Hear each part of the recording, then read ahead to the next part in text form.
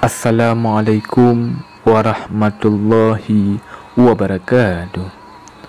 Wahai sahabat muslim yang beriman, selamat datang kembali di channel Amalan Akhirat. Allahumma salli ala Sayyidina Muhammad wa ala ali Sayyidina Muhammad. Berdoa merupakan salah satu ibadah yang sangat dianjurkan, karena hanya Allah Maha Segalanya yang berhak memberikan segala sesuatu untuk hambanya. Sehingga di dalam Islam, orang yang tidak mau berdoa berarti ia sombong. Dia merasa bisa melakukan sesuatu tanpa adanya pertolongan dari Sang Pencipta, padahal semua yang dilakukan manusia, bisa atau tidak, baik atau buruk, berhasil atau gagal, semuanya karena Allah Subhanahu wa Ta'ala. Allah Subhanahu wa Ta'ala berfirman, Bismillahirrahmanirrahim. Fastajabna lahu wa wahabna lahu Yahya wa aslahna lahu zawjah innahum kanu yusari'una fil khairati wa yad'unana raghabaw wa rahabaw wa kanu lana khashi'in. Artinya, maka kami perkenankan doanya dan kami anugerahkan kepadanya Yahya, dan kami jadikan istrinya dapat mengandung.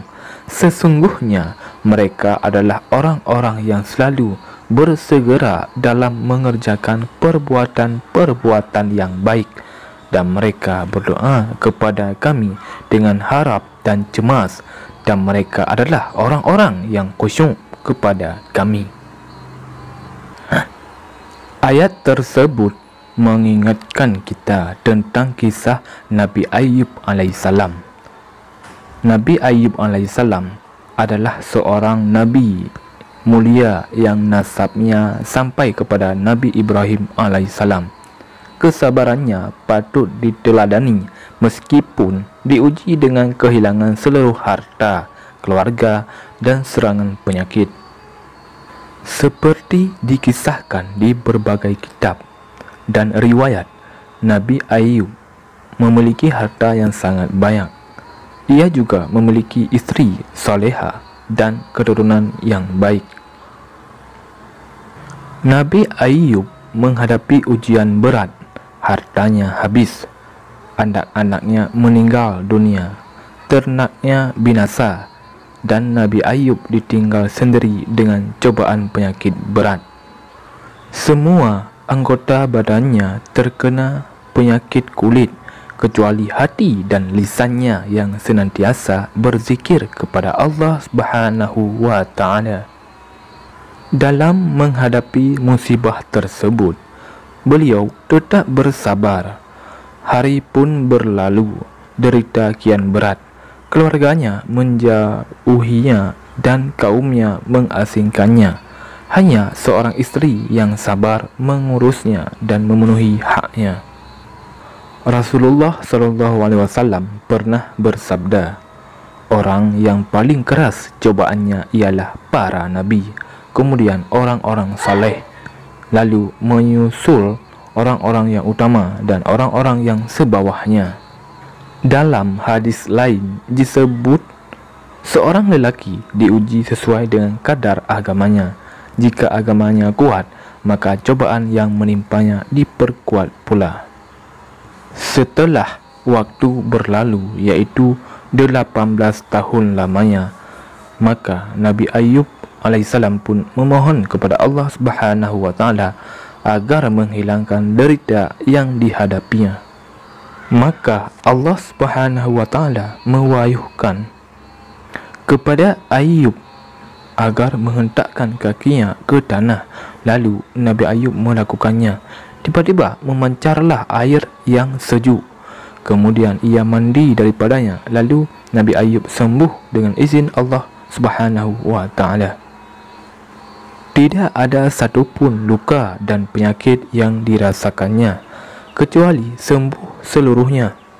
Ia juga meminum air itu sehingga tidak ada satu penyakit yang ada dalam tubuhnya kecuali keluar dari dirinya kembali sehat seperti sebelumnya sebagai orang yang rupawan. Allah Subhanahu wa Ta'ala menghilangkan penyakit yang menimpa Nabi Ayub dan jasadnya kembali sehat. Dia juga memberikan kekayaan yang kepadanya, mengembalikan harta dan memberikan keturunan kepadanya. Adapun doa Nabi Ayub diabadikan di dalam Al-Quran yang bunyinya Bismillahirrahmanirrahim. Wa ayyuba iznada rabbahu anni massaniyad-durru wa anta arhamur rahimin.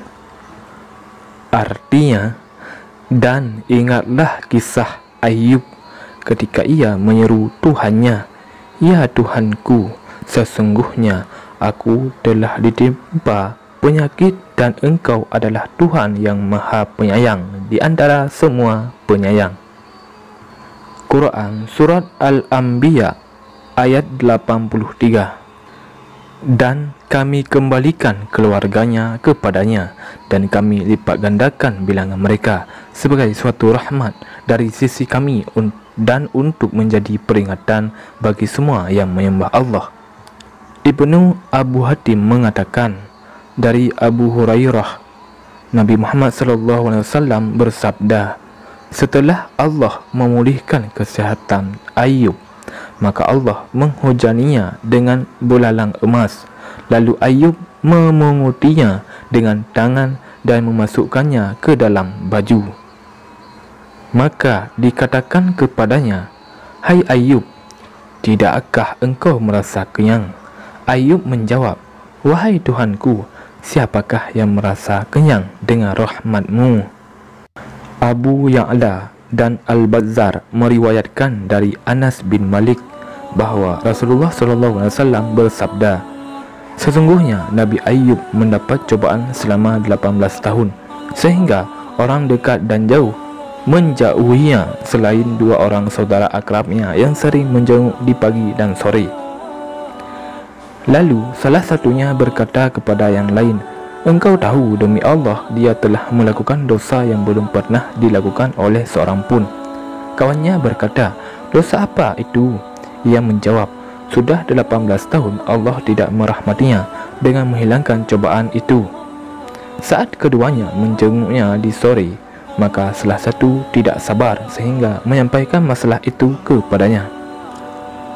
Nabi Ayub berkata, "Aku tidak tahu apa yang kamu katakan. Hanya saja Allah mengetahui bahawa aku pernah melewati dua orang lelaki yang bertengkar. Lalu keduanya menyebut nama Allah. Kemudian aku pulang ke rumahku dan membayarkan kafarat untuk keduanya karena aku tidak suka kedua orang itu menyebut nama Allah untuk yang tidak hak." Beliau juga bersabda, Nabi Ayub keluar jika hendak buang hajat. Apabila ia telah selesai buang hajat, istrinya menuntunnya sampai ke tempat buang hajat. Suatu hari Nabi Ayub terlambat dari istrinya dan diwahyukan kepada Nabi Ayub di tempatnya, "Hentamkanlah kakimu, inilah air yang sejuk untuk mandi dan untuk minum." Istrinya menunggunya cukup lama. Dia menjumpai Ayub sambil memperhatikannya sedang berjalan ke arahnya. Sementara Allah telah menghilangkan penyakitnya dan Nabi Ayub dalam keadaan lebih tampan daripada sebelumnya. Saat istrinya melihat, istrinya langsung berkata, "Semoga Allah memberkahimu. Apakah engkau melihat Nabi Ayub yang sedang diuji Allah? Demi Allah, aku tidak melihat seorang pun yang lebih mirip ketika sehat daripada kamu." Nabi Ayub menjawab, "Akulah orangnya." Nabi Ayub memiliki dua tumpukan gandum, yang satu untuk gandum dan yang satu lagi untuk jewawut. Lalu Allah mengirimkan dua awan. Salah satu dari awan itu berada di atas tumpukan gandum. Awan itu menumpahkan emas sehingga melimpah ruah, sedangkan awan yang satu lagi menumpahkan perak ke tumpukan jewawut sehingga melimpah ruah. Demikianlah kisah Nabi Ayub dan doa yang dimohonkannya. Berkat tawakal dan kesabarannya, Allah memberikan kesembuhan dan melimpahkan nikmat yang banyak kepadanya. Wahai sahabat muslim yang beriman, marilah sama-sama kita senantiasa memperbanyak membacakan Al-Quran. Semoga Allah menyembuhkan segala penyakit dan memudahkan segala urusan kita. Saya akhiri, wabillahi taufiq wal hidayah. Wassalamualaikum warahmatullahi wabarakatuh.